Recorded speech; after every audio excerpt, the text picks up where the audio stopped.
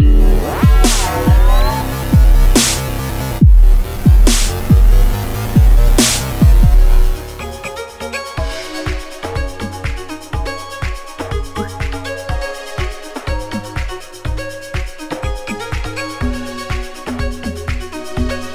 привет! Это новый долгожданный выпуск Dark Matter. Я сейчас нахожусь на Mate Expo, крупнейшей выставке мобильных приложений и новейших технологий. Еще позавчера вы смотрели видеокассеты, вчера слушали CD-диски, а сегодня десятки фильмов и целые музыкальные архивы умещаются на вашем смартфоне. Что же будет завтра? Воу!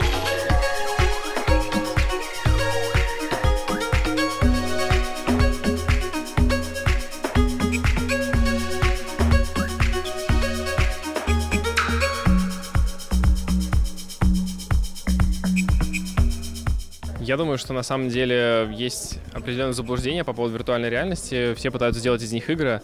Нам, как компании, которая думает о технологиях, конечно, интереснее применение в реальной жизни. Мне очень нравятся все проекты, которые позволяют людям с нарушениями мозговых деятельности, которые не могут нормально ходить или думать или воспринимать что-то, тренироваться за счет того, что они в каких-то очках виртуальной реальности помещаются в разные обстоятельства. Конечно, в последние, по-моему, 2 недели много всего было анонсировано на Mobile World Congress в Барселоне, в частности, очки, которые сделал HTC Valve совместно для виртуальной реальности. Вот это точно продукт для игр. Обычно пионерами всяких технологических наработок являются компании, которые игры делают, железо под них пишется, поэтому неудивительно, что и виртуальная реальность начнется оттуда. Но я очень сильно надеюсь, что продолжится это все и в каких-то более практичных сферах.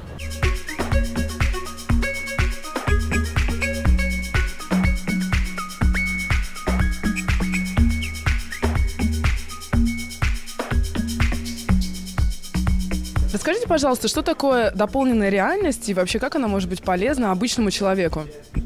Дополненная реальность — концепция относительно новая, но уже известная. Это попытка сочетания информации, которую мы получаем из реального мира, и дополнения ее объектами, которые смоделированы. Примерами таких технологий можно назвать, допустим, военные технологии, когда в шлеме пилота, видно одновременно информация о скорости, скорости ветра, состоянии приборов, которые накладываются непосредственно на изображение, которое он получает из кабины. Я делаю прогноз на ближайшие 2 года, что это те технологии, которые, скажем так, сегодня вы о них услышали, через 2 года каждый из вас с ними будет сталкиваться ежедневно. То есть, это мой прогноз как специалиста-эксперта. На мой взгляд, это чрезвычайно интересная, действительно емкая перспективная технология, поэтому она должна развиваться, и тут просто вопрос креатива и ее применения.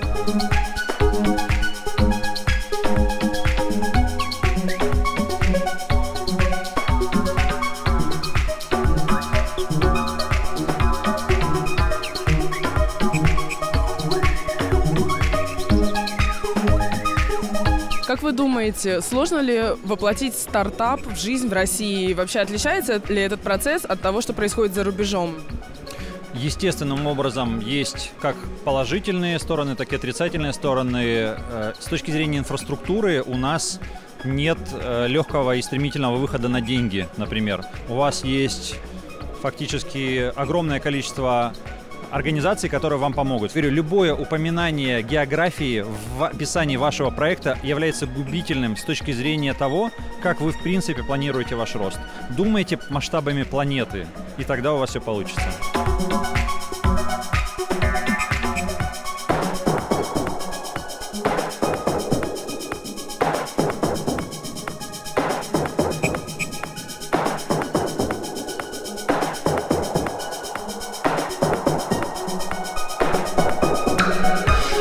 Инновационные образовательные технологии развиваются по экспоненте.